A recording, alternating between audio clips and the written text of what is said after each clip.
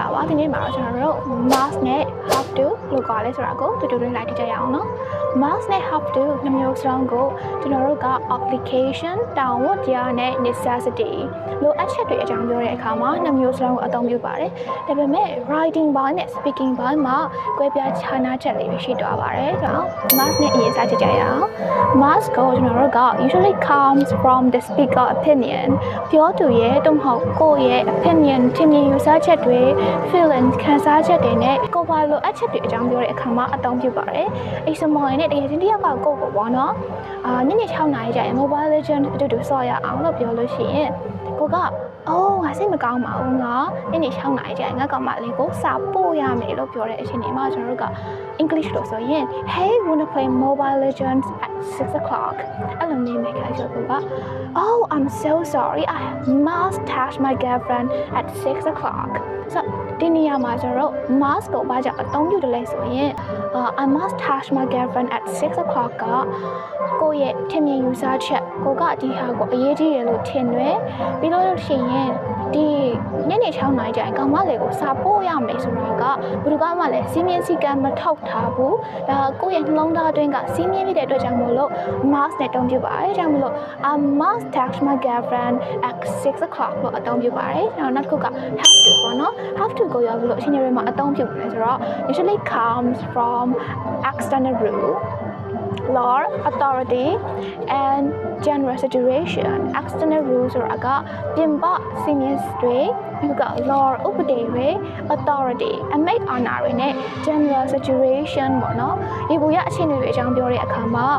have to ကိုအသုံးပြုပါတယ် example နဲ့ကျွန်တော်တို့အကြောင်းမှာတနင်္လာနေ့တိုင်းတိုင်းဒေသဝတ်ဆောင်ကိုဝတ်ဆင်ရတယ်ဆိုရင် English လို့ we have to wear traditional ethnic costumes every Monday at our school အဲ့လိုအသုံးပြုပါတယ်ဆိုတော့ဒီနေရာမှာဘာကြောင့် have to ကိုအသုံးပြုလဲဆိုရင်တနင်္လာနေ့တိုင်းတိုင်းဒေသဝတ်ဆောင်ကိုဝတ်ဆင်ရတယ်ဆိုတာကိုကျွန်တော်တို့အကြောင်းရဲ့စီးမြင်ဖြစ်တဲ့အတွက်ကြောင့်မို့လို့ have to ကိုအသုံးပြုပါတယ်ဟုတ်ကဲ့ကျွန်တော်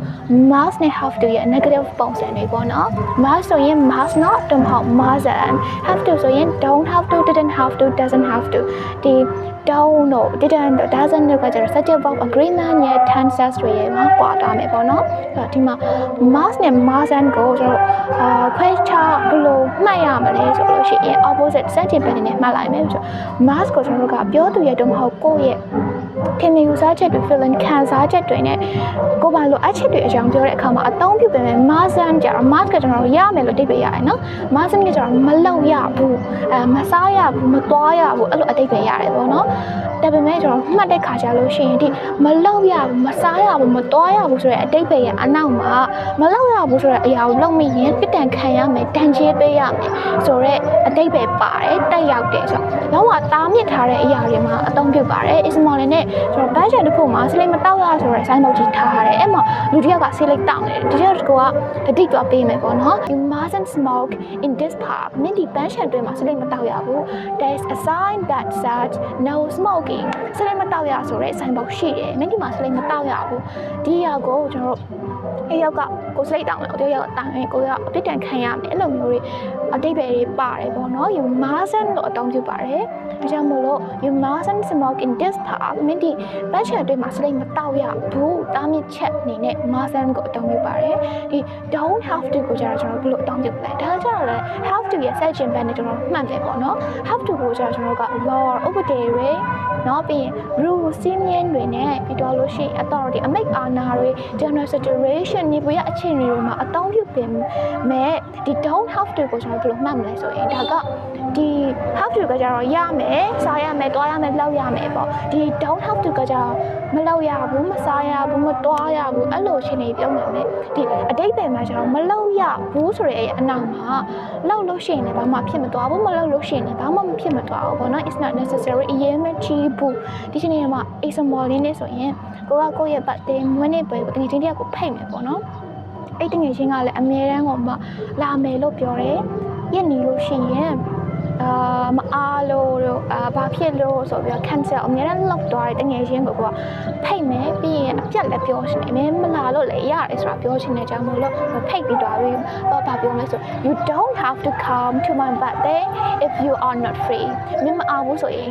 ငါရဲ့မွေးနေ့ပွဲကိုမလာလို့လည်းရတယ်ဆိုတော့အရင်မကြည့်ဘူး don't have to တောင်းလိုက်တာကမလာလို့လည်းရတယ်လာလို့ရှိရင်အပြစ်ဒဏ်ခံရမှာမဟုတ်ဘူးလေနော်လာရင်လည်းလာလို့ရတယ်မလာရင်လည်းမလာလို့ရတယ် okay ပေါ့နော်အဆင်ပြေတယ်ဆိုတော့ရောမဟုတ်လို့ရှိရင်လည်း day page နဲ့တူကိုဆိုရင် you don't have to come to my birthday if you don't want to မလာရှိရင်မလာလို့ရတယ်ဒါကနည်းနည်းလေးတော့ရိုင်းတော့ရပါတော့ဒါပေမဲ့ day page နဲ့ကွာဆိုတော့ you don't have to come to my birthday if you don't want to လို့အသုံးပြုပါတယ် don't have to ကကြတော့မလာရဘူးလို့မလာရှိရင်ရတယ်ပေါ့နော်မလာရဘူးပေါ့ဒါပေမဲ့လာလို့ရှိရင်လည်းသူကအပြစ်ဒဏ်ကိုပေးသူ့ကိုအပြစ်ပေးမှလည်းမဟုတ်ဘူးလေနော်လာရင်ရတယ်မလာရင်လည်းရတယ်ဟုတ်ကတောင်းလိုက်တယ် you mustn't smoke in this park ကကြတော့ဒီ mustn't မှာကြတော့စိတ်လိုက်တောင်းမိရင်အပြစ်ဒဏ်ခံရမယ်ဆိုတဲ့အရာတွေပါတယ်ပေါ့နော်အခုကကျွန်တော်တို့ဒီ must နဲ့ have to ကို common usage တွေပေါ့နော်အသုံးများတဲ့အသုံးနှုန်းတွေကကြတော့ must ကိုကျွန်တော်တို့က formal ဖြစ်တဲ့ writing တွေမှာအသုံးပြုပါတယ်ဒါကြောင့်မို့ကျွန်တော်တို့က strong ဖြစ်တယ်လို့ပြောရဲပေါ့နော်ဆိုတော့ must ကိုတော့အရင်ကမှကင်ကြီးခံကြီးနိုင်သွားတဲ့အရေးသားပိုင်းမှာလေဒါကြောင့်ပြီးလို့ရှိရင်ကျွန်တော်တို့က recommendation ပေးတဲ့နေရာတွေမှာအကြံပြုချက်ပေးတဲ့နေရာတွေမှာအသုံးပြုပါတယ် example လေးနဲ့ you must watch this film it's really funny ဆိုတော့ဒီနေရာမှာ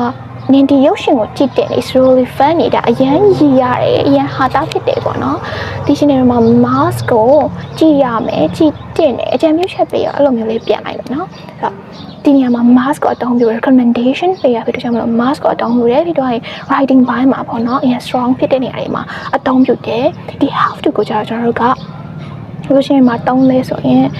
everyday conversation တွေပေါ့နော်နေ့စဉ်စကားပြောပိုင်းတွေမှာ have to ကိုအသုံးပြုတယ်ဆိုတော့ဘယ်လိုမျိုးလဲဆိုခုနကကျွန်တော်တုံးပြသွားတယ်ငွေစင်းရပါပုတ်ကို mobile legend ဆော့ကြရအောင်ညနေ6နာရီဆိုရင်ဒါက everyday conversation ပဲเนาะပြီးလို့ရှိရင်ကျွန်တော်တို့ကငါကမလေးကငါစာပို့ရမယ်6နာရီကြာရင်ပြောလို့ရှိရင်ဒီနေရာမှာ have to နဲ့ပဲတုံးတယ်ဒီ everyday conversation မှာကျတော့လေ I have to task my girlfriend at 6 o'clock အဲ့လိုပဲတုံးတယ်ပေါ့နော်ဒါပေမဲ့ခုနက grammar rule နဲ့ပတ်သက်လို့ရှိရင်တော့ must ကိုအသုံးပြုတင်တယ် have to ကကျတော့ကျွန်တော်တို့က example နဲ့ငါတရားလောက်ရမယ်ငါအဲ့ကိုသွားရမယ် I have to go there အဲ့လိုပဲပြဿနာတွေထွက်တယ်လေကိုရဲ့ထင်မြင် user ချက်ကိုသွားရမယ်လို့ပြောတာဖြစ်ပေမဲ့လေတို့ everyday conversation ဘာလို့ speaking ဘိုင်းမှာကျတော့ကျွန်တော်တို့က have to ကိုပဲအသုံးများတယ်တော့ writing ဘိုင်းမှာ must ကိုအသုံးများတယ် speaking မှာကျတော့ကျွန်တော် have to ကိုအသုံးများတယ်ပေါ့နော်ပြီးတော့လို့ရှိရင်ဒီ must နဲ့ have to ကိုကျွန်တော်တို့က grade 7 English တင်ရိုးတည့် unit 5 lesson 3မှာလည်းတင်ရတယ် grade 8 English တင်ရိုးတည့် unit 6 lesson 3မှာလည်းတင်ရတယ်ဒါပေမဲ့ grade 7 နဲ့ grade 8ပေါ့နော်အတန်းငယ်နဲ့အတန်းကြီးဖြစ်တဲ့အတွက်ကြောင့်မို့ကျွန်တော်တို့က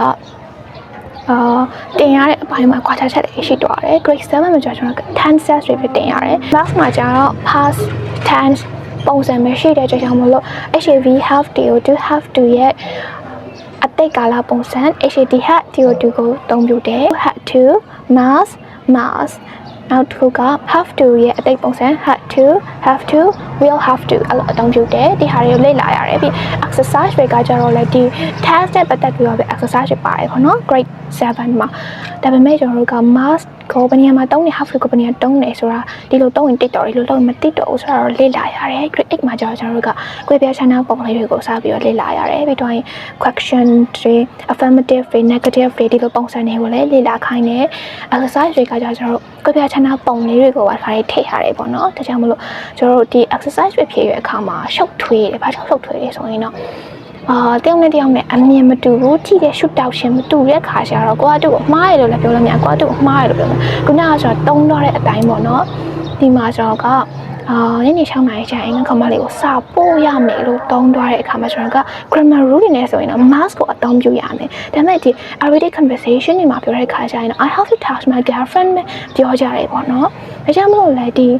exercise တွေဖြည့်တဲ့အခါမှာ grammar rule အနေနဲ့မေးရလားဒီ speaking ဘိုင်းနဲ့ပတ်သက်ပြီးတော့မေးတာလားဒါတွေကိုကျွန်တော်တို့ data လေးကြည့်ရမယ်ပေါ့နော်သိရမယ်ဒီဟာကိုယ်ပဲစနစ်ချက်တွေသိရမယ်ပြီးတော့ရင် shoot out တွေမတူတဲ့အခါမှာကိုကတူကိုမှားရလို့လည်းပြောလို့မရဘူးကိုကတူ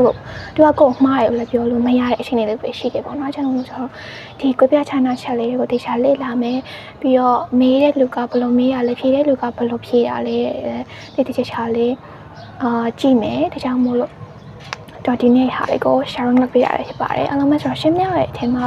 နားလည်သွားတယ်ခေါင်းလေးနဲ့ရှင်းသွားတယ်ဆိုလို့ရှိရင်ကျွန်တော်ဒီ page လေးကို follow လေးလုပ် like လေးပေးပြီးတော့ share လေးလုပ်ပေးပါ